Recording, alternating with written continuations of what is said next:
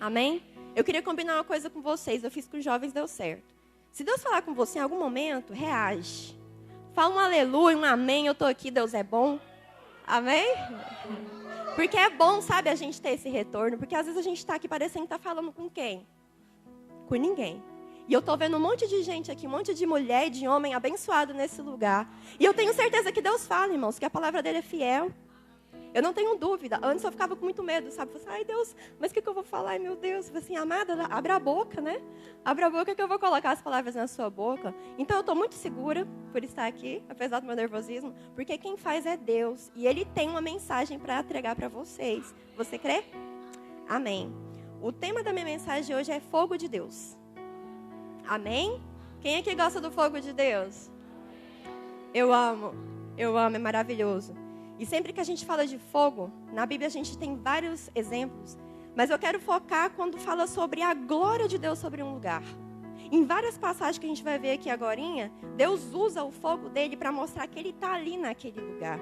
Eu queria que você está aí com a sua Bíblia, todos, amém? Vim para a igreja sem Bíblia, meus irmãos, não dá. Que você possa tomar atitude, sair de sua casa, já leva a sua Bíblia. Porque sem a sua espada você é um soldado desarmado, amém? Que Deus possa te equipar. Amém? Abra lá então, por favor, em Êxodo. Eu vou ser o mais breve, tá, irmãos, que eu puder. Glória a Deus. Êxodo capítulo 3. Amém? Amém. O povo está vivo, Senhor. Continua, Deus, ressuscitando esse povo, em nome de Jesus. Êxodo 3, versículo 1, diz assim, ó. Moisés pastoreava o rebanho do seu sogro Jetro, que era sacerdote de Midian. Um dia levou o rebanho para outro lado do deserto e chegou a Horebe, o monte de Deus. Ali, o anjo do Senhor lhe apareceu numa chama de fogo. Repete comigo, chama de fogo. Que saía do meio de uma sarça. Moisés viu que, embora a sarça estivesse em chamas, não era consumida pelo fogo. Que impressionante, pensou, porque a sarça não se queima? Vou ver isso de perto.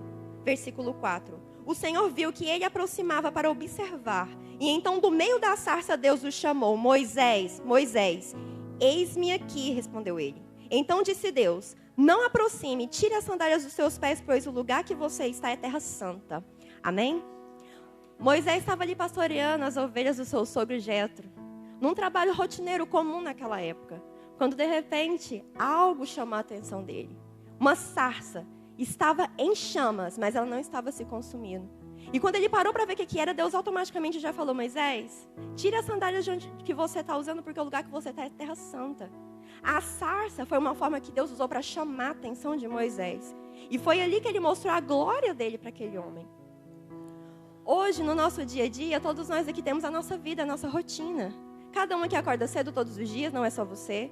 Você vai para o seu trabalho, você vai para a sua escola, você vai para o seu dia a dia. E quando você menos espera, um dia Deus te surpreende com a glória dele na sua vida.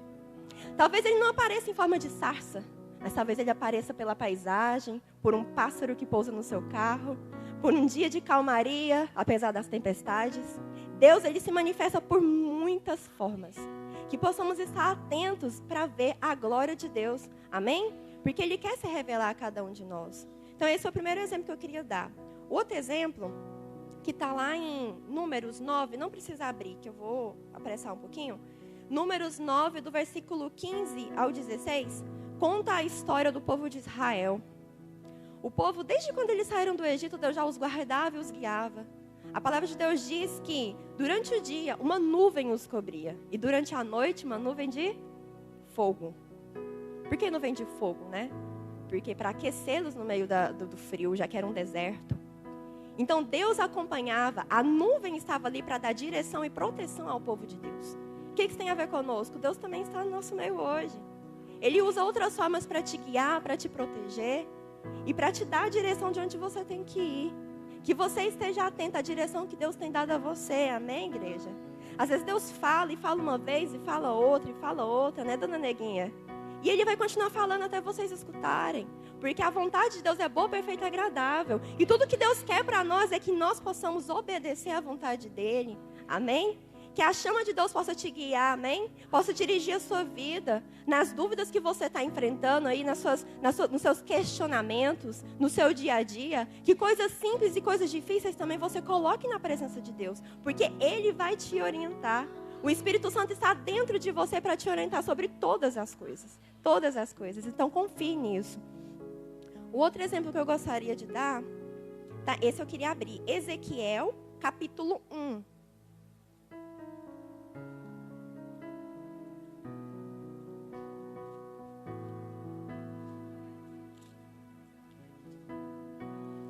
Amém? Ezequiel, capítulo 1, a partir do versículo 3. Diz assim: A palavra do Senhor veio ao sacerdote Ezequiel, filho de Buzi, junto ao rio Quebar, na terra dos caldeus. Ali a mão do Senhor esteve sobre ele. Olhei e vi uma tempestade que vinha do norte, uma nuvem imensa com relâmpagos e faíscas, cercada por uma luz brilhante. O centro do fogo parecia metal reluzente. Agora lá no versículo 27, diz assim: Vi que a parte de cima do que parecia ser a cintura dele parecia metal brilhante, como se estivesse cheio de fogo. E a parte de baixo parecia fogo. Há uma luz brilhante que o cercava, tal como a aparência do arco-íris das nuvens de um dia chuvoso. Assim era o resplendor ao seu redor. Essa era a aparência da figura da glória do Senhor. Quando vi, prostei-me com o rosto em terra e ouvi uma voz de alguém falando. O que Ezequiel viu? A glória de Deus sendo revelada a ele. E o interessante é que a primeira reação que ele teve foi o quê? Se prostrar. Diante da glória de Deus, meu irmão, a gente não tem outra atitude que não seja se prostrar. E não é só você que se prostra, os seus problemas também se prostram, as suas adversidades também se prostram, porque nada é tão real e tão maravilhoso contra a glória de Deus nas nossas vidas, amém? Talvez a dificuldade que você está passando, o que está faltando é mais da glória de Deus em você. E eu vou falar aqui para frente que a intensidade da glória de Deus não depende do Senhor, muito pelo contrário, depende de nós mesmos. Mas a gente vai chegar lá, amém? Seguindo outro exemplo a respeito do fogo de Deus, nós temos a história de Elias diante dos profetas de Baal. Elias desafiou os profetas ali em um dia e falou: arrumem o ritual de vocês e clama pelo seu Deus. E o Deus que mandar fogo, esse é o Deus de verdade. E naquele momento aqueles profetas se reuniram, fizeram todas ali suas, sei lá como é que é o nome daqueles negócios, suas macumbaria, que seja. E eles clamavam e nada. Elias até curtiu, né? Falou assim, às vezes ele está dormindo, clama mais alto, né? Talvez o seu Deus está meio com outras ocupações. Mas quando chegou a hora dele mostrar que o Deus dele existe, ele foi muito mais intenso. Primeiro, ele restaurou as pedras que estavam no altar. Porque para a glória de Deus vir sobre o lugar, meu irmão, tem que ter restauração. Tem que ter unidade. Tem que ter a unidade da igreja. Às vezes a glória de Deus não está chegando até você porque você está com conflito com alguém. Irmão, diante da glória de Deus não tem conflito. Não tem inveja, não tem fofoca. Por isso que eu falo que a igreja de hoje precisa da glória de Deus na vida da gente. Porque quando a gente tiver essa glória mesmo, a gente não vai ter tempo para outras coisas. A gente vai focar nas coisas que Deus pediu para a gente focar. Amém? E aí ele clamou. E mais que isso, né? Antes ele jogou um monte de água, assim, que se é para vencer, vão vencer com autoridade. E jogou um monte de água assim, clamou. E Deus mandou fogo naquele lugar. E consumiu a água, consumiu o holocausto, consumiu tudo. A glória de Deus veio como fogo novamente para mostrar que Deus é Deus. Deus é o único que existe. É o único Deus que existe, é Ele. Amém? Então ali aqueles profetas foram humilhados diante da glória do Senhor. O outro exemplo que eu queria dar era uma passagem conhecida que a gente conhece. É isso mesmo, né? Então... que foi Saulo, o grande Saulo. Saulo estava indo para mais uma missão, exterminadores de crentes. E de repente, não sabemos se ele estava em um cavalo. A Bíblia não fala disso, né, pastor? Obrigado, vai que ele estava, né, a pé. Enfim. Mas a palavra diz que uma luz brilhante veio sobre ele. E no momento ele caiu por terra. E mais na frente fala assim que um outro homem de Deus foi usado para orar por ele. E quando orou, o que caiu dos olhos dele? Escamas. Será que não seriam essas escamas cicatrizes diante da glória de fogo que ele viu ali naquele dia? Depois desse dia, a vida dele nunca mais foi a mesma. E de um exterminador de crente, ele passou a ser um grande homem de Deus. Alguém que entregava a sua vida por completo para adorar o Senhor. Irmãos, eu volto a repetir, o que nós precisamos como igreja é da glória de Deus. É da glória de Deus, a cada dia mais, sabe? Para a gente poder ter sentido a nossa vida aqui nessa terra. Para a gente entender qual que é o propósito dele através das nossas vidas. Então, esses exemplos todos que eu dei foi formas que Deus apareceu como fogo para mostrar a glória dele ali para esse povo. Tem mais 2 versículos que eu queria ler com vocês, que está lá em Mateus, capítulo 3. Nosso povo está rápido. Glória a Deus, né, irmãos? Está lendo a Bíblia.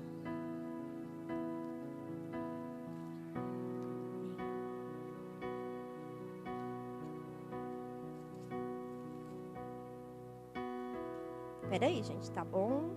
Mateus 3, versículo 11, diz assim: Eu os batizo com água para arrependimento, mas depois de mim vem alguém mais poderoso do que eu, tanto que não sou digno nem de levar as suas sandálias. Ele os batizará com o Espírito Santo em Atos agora, Atos 2. Tá abrindo a Bíblia, né, irmãos?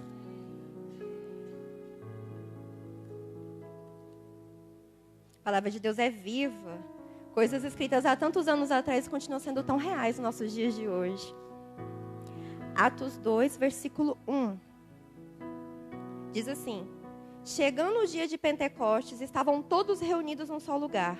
De repente veio do céu um som como de um vento muito forte e encheu toda a casa no qual estavam assentados. E viram que parecia como línguas de fogo, que se separaram e pousaram sobre cada um deles. Todos ficaram cheios do Espírito Santo e começaram a falar em outras línguas, conforme o Espírito os capacitava. Então a gente leu aqui o primeiro versículo falando sobre a profecia de João Batista. Ele falou: olha, eu estou batizando vocês com água, mas vir um após mim que vai batizar vocês com o Espírito Santo e com fogo. E aqui em Atos a gente já vê o cumprimento dessa promessa.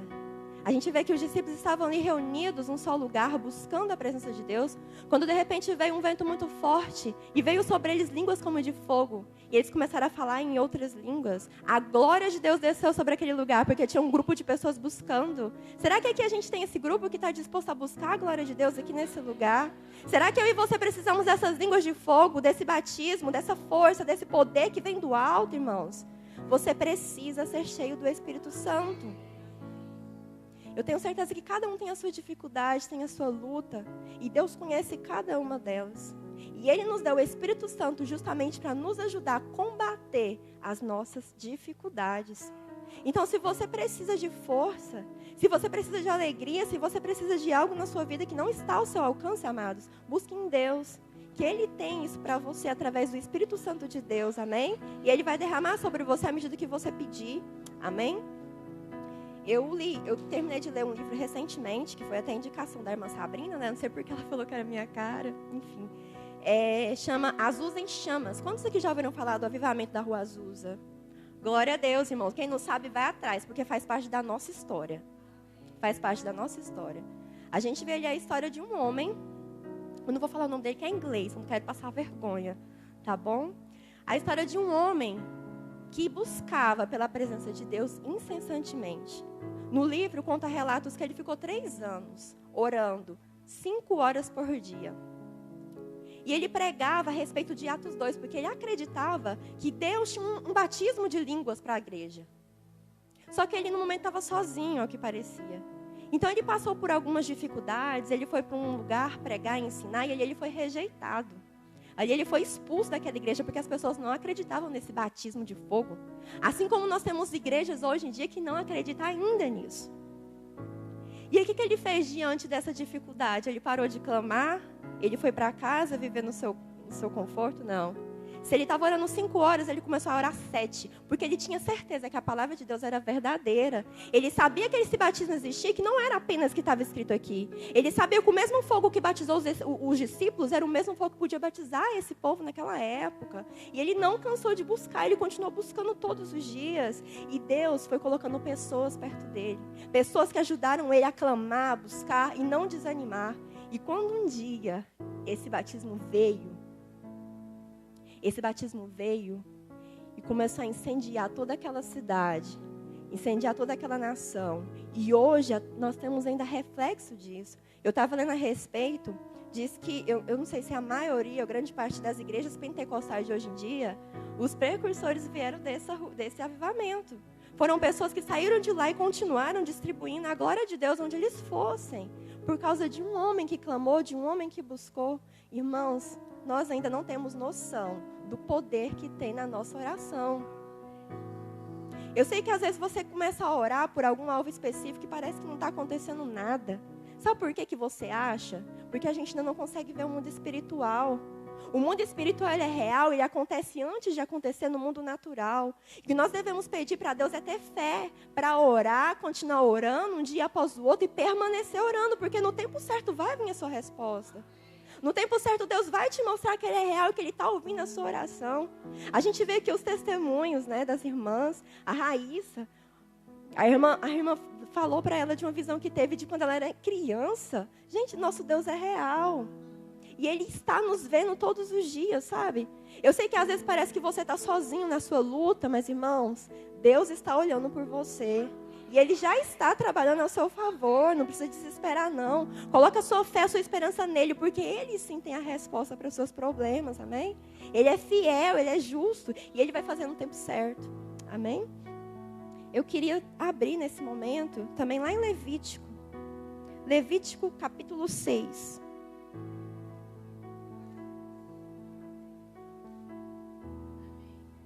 Está lá na Bíblia, irmão.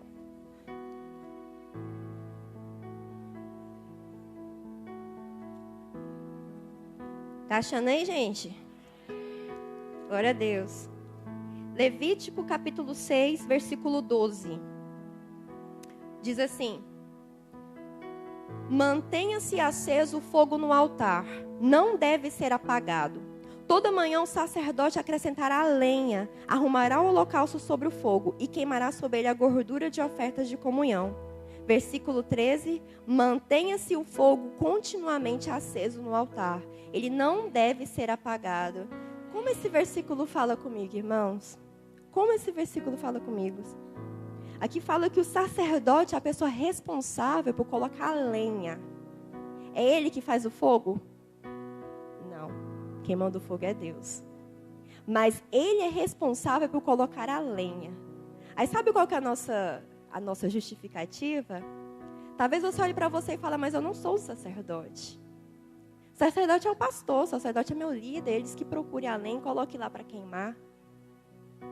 Irmãos, a gente tem que viver um tempo onde a gente pare de terceirizar a nossa responsabilidade como sacerdotes. A responsabilidade de atrair a presença de Deus no lugar não é só do pastor, não. Não é do seu líder, não. A responsabilidade é sua, como filho de Deus. E eu vou te mostrar quem é esse sacerdote, que está aqui na palavra do Senhor. Abram lá em Apocalipse 1.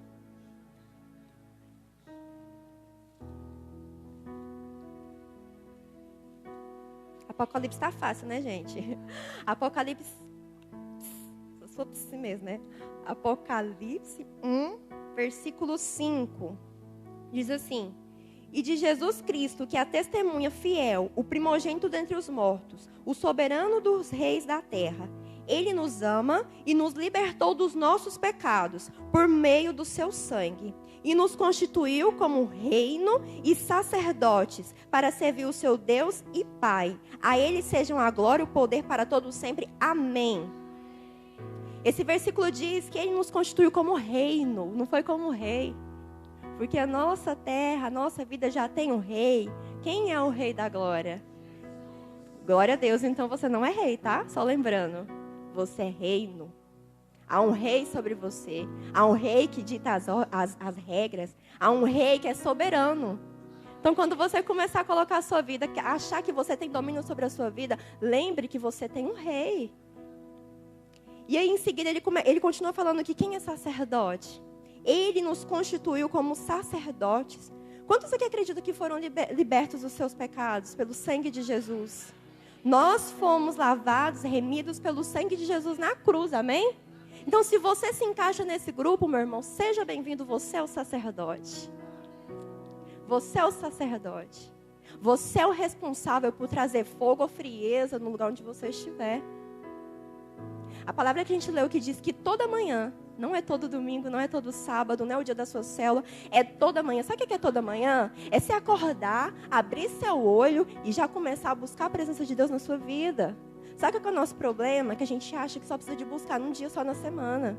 Porque nos outros dias você tem que trabalhar, você tem que comer, você tem que sair, você tem que fazer um monte de coisa. Aí por isso que a nossa vida começa não sei a palavra. Isso, a esfriar. Porque nós precisamos acender, nós precisamos colocar a lenha diante do altar todas as manhãs, irmãos. Isso não é uma conversa, não, é uma ordem. Porque quando você não coloca a lenha, Deus até tem um fogo, mas Ele vai colocar o fogo aonde? Aonde que Ele vai aquecer? Gente, nós temos tantas coisas para fazer nessa nossa nação. Eu tenho certeza que vocês, assim, são indignados, assim como eu, com um monte de coisa que acontece no nosso dia a dia. Tanta violência, tanta miséria, tanto caos, tanta podridão. Chegou a hora de você começar a colocar seu holocausto, amém? Porque Deus precisa te aquecer e te usar. Porque nós estamos aqui para ser testemunhas de Deus. Somos aqui porque Ele nos chamou para estar e para fazer a diferença nessa nação, amém? Então, falando sobre acender a fogueira. Eu estava estudando sobre isso, a respeito, né? Eu lembro que na minha infância, eu ia para a casa do meu bisavô, no Mato Grosso. E lá não tinha energia, não tinha banheiro, não tinha nada. Era bem assim, era um lugar muito maravilhoso. Aprendi muito lá. Não tinha fogão, não tinha nada dessas coisas. Tudo era bem assim, você quer comer, então tem que acender o fogo lá no fogão a lenha, né? E eu lembro muito assim, ele levava a gente para onde ele ia. E eu lembro muito claro dele indo atrás de lenha, sabe? Para acender o fogão a lenha. E não era uma tarefa fácil. Porque o lugar de pegar a lenha era meio distante de onde tinha a casa dele. E ele pegava a carroça e ia atrás, e a gente ia também. E lá ele ia, caçava a melhor madeira, e cortava e colocava na carroça. E eu lá catando os gravetinhos, achando que estava ajudando, né? Criança. E ele ia naquele esforço todo, depois levava de volta, depois colocava naquele negócio, começava a tentar acender. E o fogo não vinha. E aí, de repente, surgia uma brasa, de repente saiu uma faísca, e de repente, tchá, a chama acendia. Não é uma tarefa fácil, irmãos. Não é. Cortar a lenha, colocar lá, não é fácil. Existe esforço. Existe tempo, exige tempo. Exige uma certa disciplina da nossa parte. Mas se a gente não colocar a lenha, onde é que o fogo vai arder? Deus, Ele tem muito fogo para derramar sobre a igreja dele, porque fogo é poder, fogo é glória, fogo é a presença dele. Só que a gente precisa colocar a lenha, senão onde que Ele vai colocar o fogo? E eu te convido, a partir dessa palavra, a começar a pensar que tipo de lenha você tem que colocar diante do altar do Senhor. Se é que você tem colocado lenha. Quando eu pensei em trazer essa palavra, eu falei assim, Deus, porque assim, a minha palavra estava agendada para julho, né? Mas aí, né, nem tudo é do jeito que a gente quer. O pastor pegou e falou, não, vai ser tal semana. Eu amei, né, irmão? Mentira, não tinha respondido, né, pastor? Falei que ia orar. Mas aí Deus me deu mais uma semana, né? Amém. E aí, no dia, eu estava escutando uma pregação que falava muito sobre isso, sobre o fogo de Deus.